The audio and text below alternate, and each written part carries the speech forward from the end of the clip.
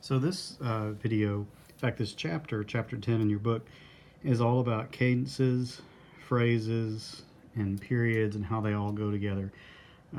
Before we talk about forms and that kind of thing, we need to talk about cadences and what they are. You'll need to recognize those.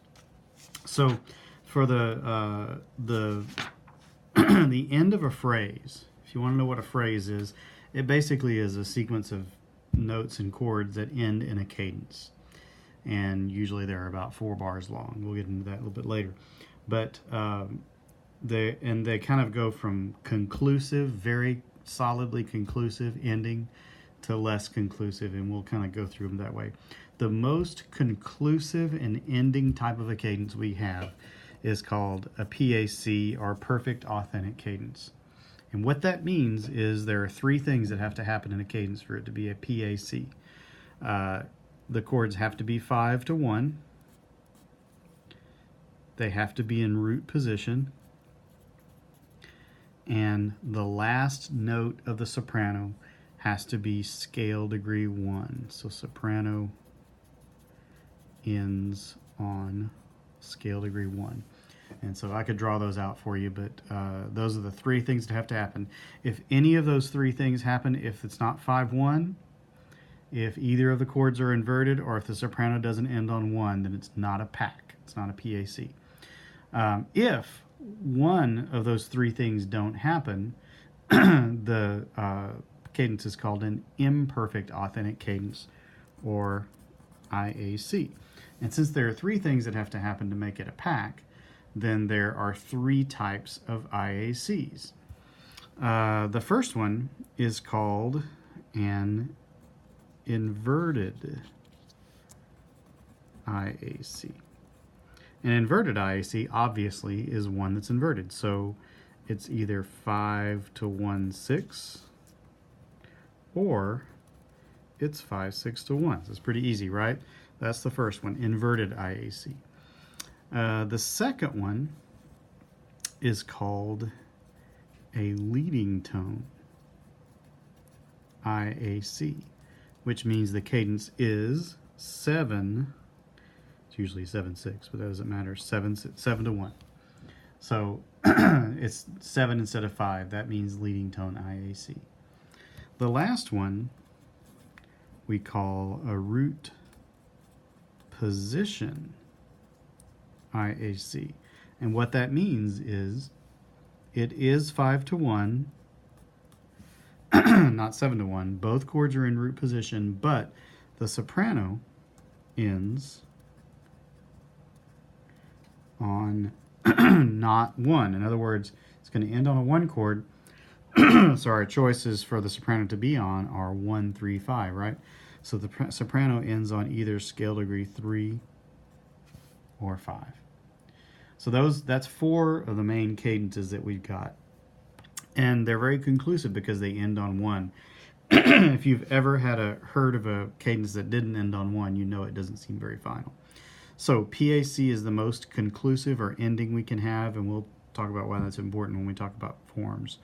And then IAC, there are 3 different kinds. And all these, like I said, are in the beginning of chapter 10 in your book. The next thing we have is called a plagal cadence. And a plagal cadence is simply 4-1. Notice there's no 5 or 7. In other words, that means there's no leading tone. That the authentic means the cadence has a leading tone in it. And a 4 chord does not have a leading tone in it. That's why it's called plagal. The word authentic is not in there. Plagal cadence. Another type of kind of not so conclusive is one I'm sure you've heard of, called a deceptive cadence. And that's very simple. 5-6. Either major or minor key, 5-6. That's deceptive, because you expect it to end on 1 and it doesn't. It deceives you.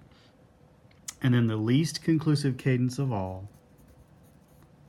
is called a half cadence, which means ends on 5. In other words, the last chord of the phrase is a 5 chord. And as you know, if you ever play that, it seems like something must happen after that. If you have a cadence that ends on 5, it leaves the leading tone unresolved, and it's very clear that, that it must go on beyond that. And real quick, I'm going to pull over the textbook and show you a couple of things, little exercises, and you're going to have some homework like this. So we're going to use our sheet here. This is page 165 in the textbook. Let's see if I can get that here. Let's look at this key of B flat. We want to figure out what kind of a cadence this is. Well, just look at the last two chords. We're in the key of B flat. The last chord is a B flat chord. It's a 1 chord.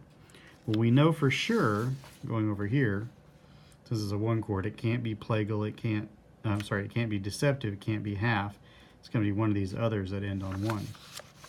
So look at the next to last chord. F, we're in the key of B flat. F, that's a 5 chord. F, A, C. Notice that it's in root position. Both are in root position. 5, 1. So far, if it's 5, 1, we know it's not these. It's either a pack or possibly this root position IAC. Notice that one's 5, 1 in root position. So let's go to the end. The last thing, look at the soprano. We're in the key of B flat, right? Soprano right there is a D. That is scale degree 3. That's the 3rd note of the scale. So going over here, a pack, soprano ends on 1. It can't be a pack. So soprano ends on 3 or 5. There it is right there. So this is a root position IAC. Okay? And I'm going to do one more, and then you'll see how to do these. So we're in the key of E minor. Let's look at the last chord. Always look at the last chord.